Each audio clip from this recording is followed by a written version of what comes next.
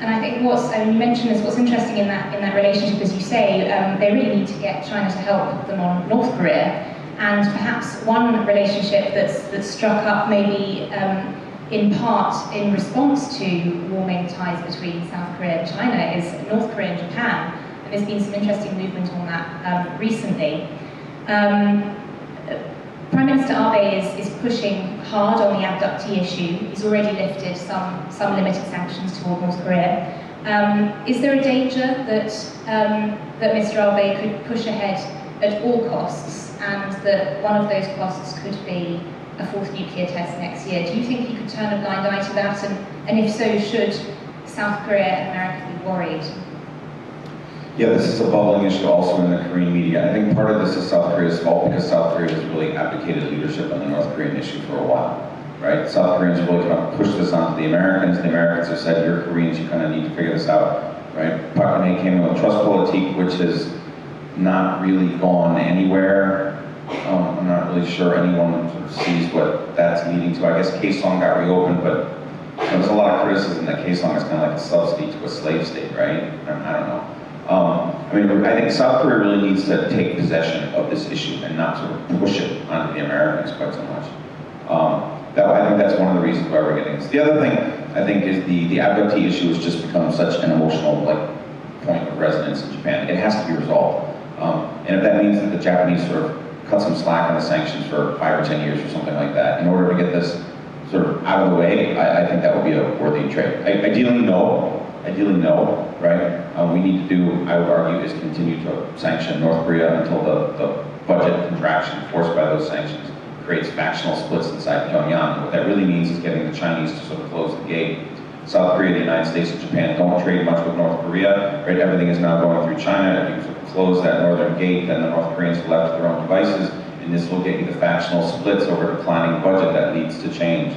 That would be my argument, right? Until the Chinese come around, it's hard. Now, the big problem, of course, is that, well, now the Japanese going to open like a door. My sense is the Japanese won't move so much as to really create the kind of space that China is. I mean, China is now the lifeblood of North Korea, right? China is both a monopoly and a monopsonist, is that the correct word, for the North Koreans, right? They're both the unique seller and unique buyer, right? Japan can sort of alleviate that a little bit, but they face a lot of pressure from the Americans, a lot of pressure from the South Koreans, right? And is the abductee issue really worth normalizing trade relations? I mean, I understand it's emotional, but is it actually going to lead to this revolution in Japanese foreign policy?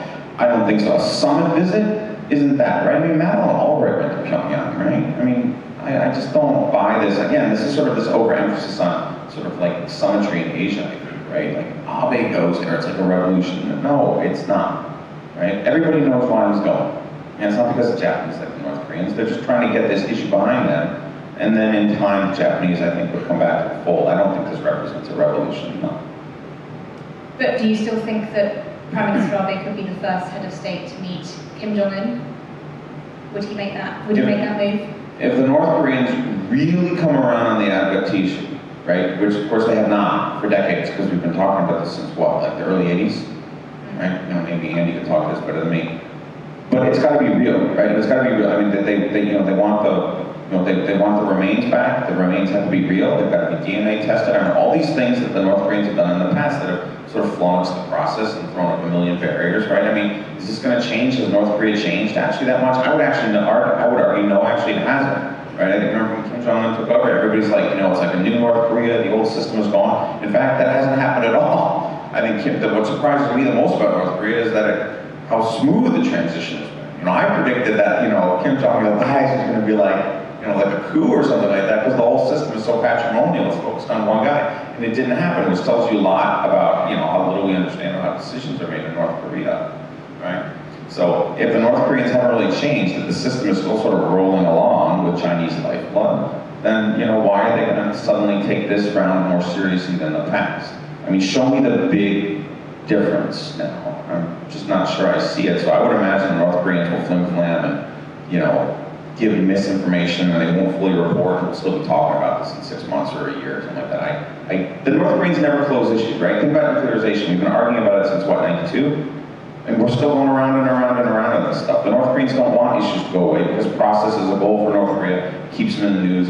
It keeps people talking about them. keeps countries coming back to them and saying, oh, we'll give you X, Y, Z if you come around on this issue. This is how North Korea survives. So what about trust policy then as a different approach? President Park has championed this as the way forward. Sunshine policy didn't work. Ultra hardline didn't work. I think for many people it's still quite a fuzzy term. You sounded a little bit sceptical of its achievements. What do you think, if we consider or understand trust politique as a mixture of carrot and stick, do you think that there's been too much stick in the relationship, and that's why relations haven't really moved forward? In fact, they may have got worse. And what do you think that President Park would need to do in her final years in office to show that trust politique has really been a success? I'm actually really cynical about trust politique. My sense is that, we have North Korea it's obviously a big issue in South Korean politics all the time. And so every president who comes along in South Korea has to sort of say, I'm going to break with my predecessors, and here's the new show. Here's the new thing. So we had the Sunshine Policy. Right before we had sort of, hardline non-accommodation, right? Then came the Sunshine Policy. Then we sort of went back to, regime changes, around the corner. Lee Myung-bak is sort of George Bush of Korea, and then President Park had to have sort of her own concept for North Korea, and I think that's where we got trust politique. To be perfectly honest, I think a lot of it was simply rhetorical pressure, right? So to say, I'm not going to be, Bach, here I'm offering you something else that's not as hawkish, but it can't be too dovish because my coalition is basically Korean conservatives, and the bureaucracy and the party at the same time are going to revolt if I start saying accommodationist things. So she split the difference. I mean, if you actually read the trust politique essay in Foreign Affairs, it's kind of a tangle.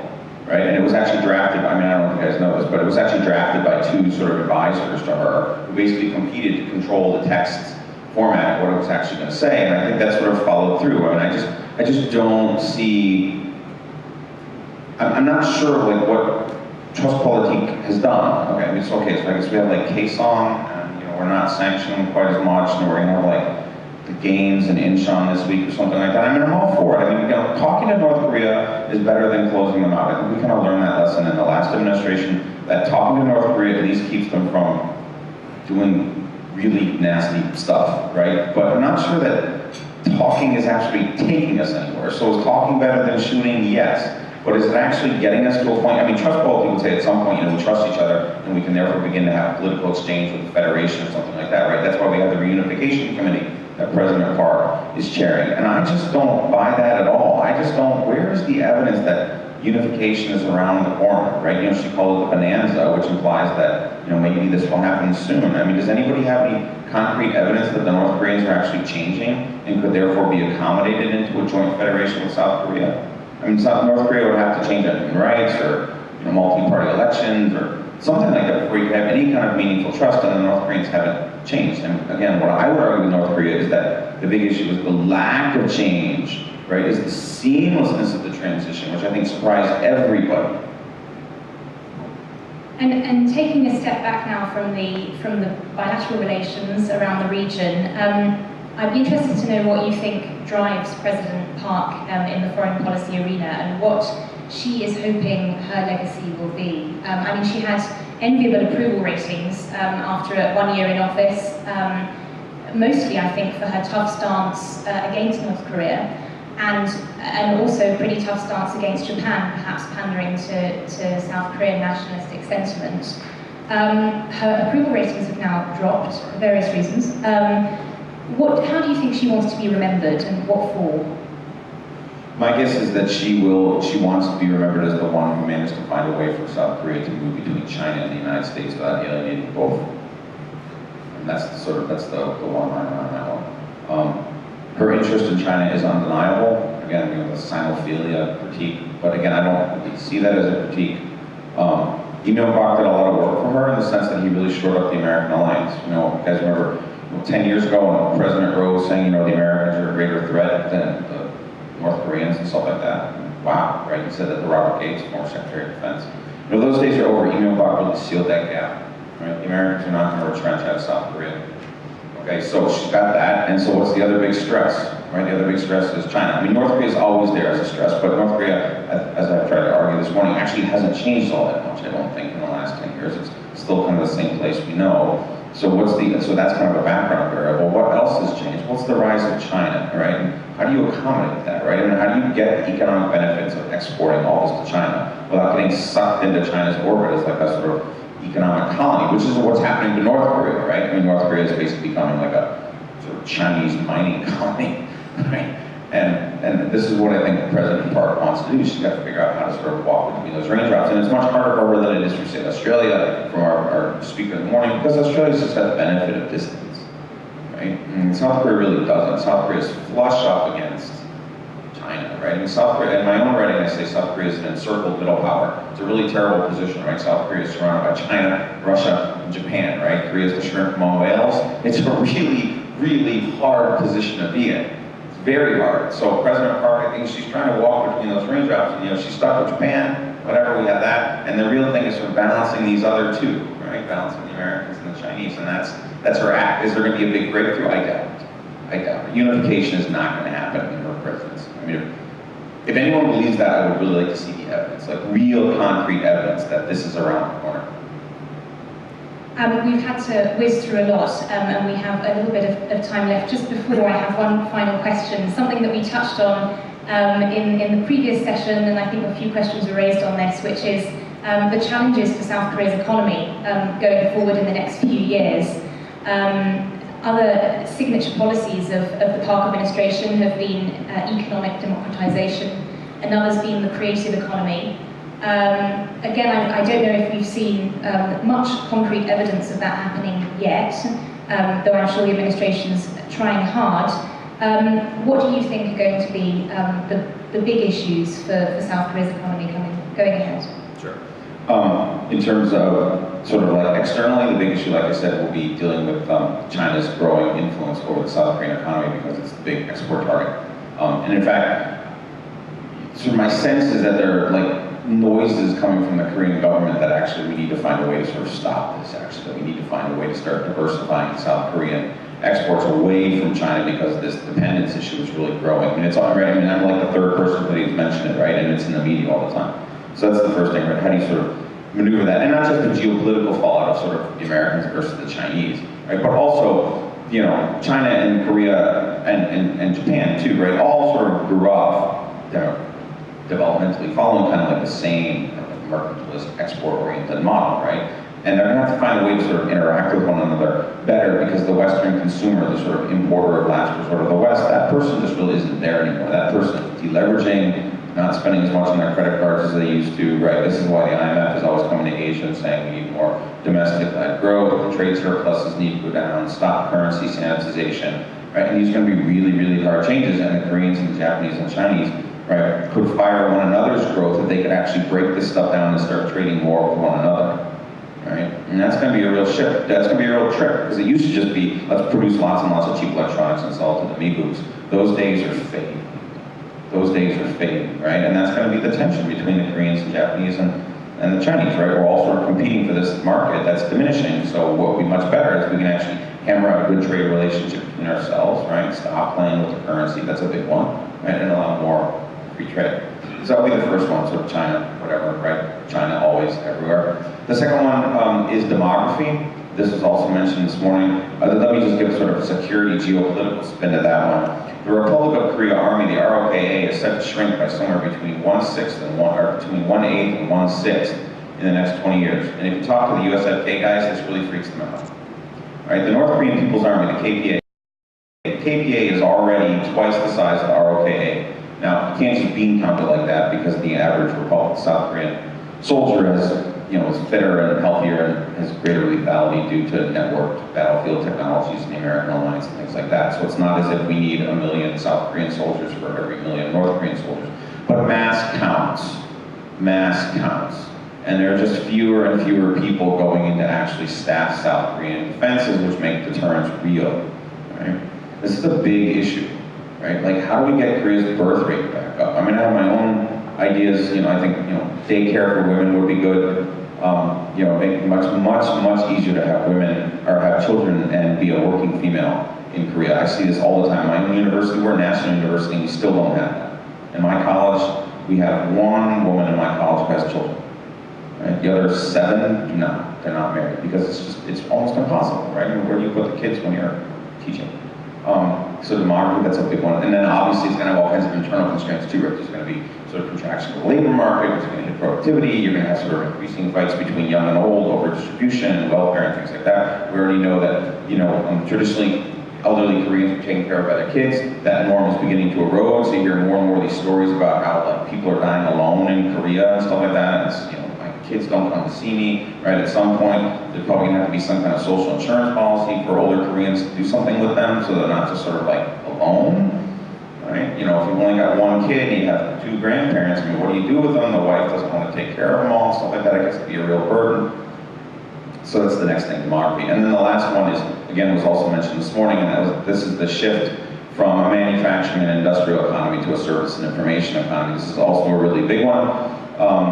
I see this all the time at PNU as well, sort of teaching students. We spend lots and lots of time teaching STEM, science, technology, engineering, and math, right? And we're going to go make better TVs for Samsung and stuff like that, right? But the Chinese are coming online, they're making $600 60-inch televisions, right? So you want to buy a Samsung TV for $2,000, or you want to buy some cheap Chinese thing for $600, right? The Koreans are going to increasingly, if they insist on staying with this manufacturing model, they're going to increasingly compete backwards against rising states, BRICS, if you will, right? Rather than forward against states further up in the value chain. And this means that Korea really needs to start shifting towards things, which actually I think will be pretty good at it. Right? Things like culture and entertainment, academia, banking, education, things like that. There's room for Korea to actually make this shift, but it requires I would argue, it requires breaking the kind of links between the J-wall and the state. So breaking down this sort of state capitalist model, which deeply entrenches manufacturing, both in the economy, but also in the bureaucracy. And this is what Creative Korea is supposed to do, right? And the whole point of Creative Korea is to respond to exactly this critique. But Creative Korea kind of suffers from a really obvious problem, right? Which is you can't bureaucratically mandate creativity, right? I mean, bureaucrats can't say you must now be creative. Here's $1 million to do it. That's just not the way it works, right? Think about the way the Korean government supports Hallyu and K-pop and stuff like that, right? They keep on, they're pushing for years and years, Girls' Generation and all these whatever, and they all have these interchangeable pop bands and tight clothes and hairdos and whatever. And what was the big Korean breakout song? It was the Gangnam Style by Psy, right?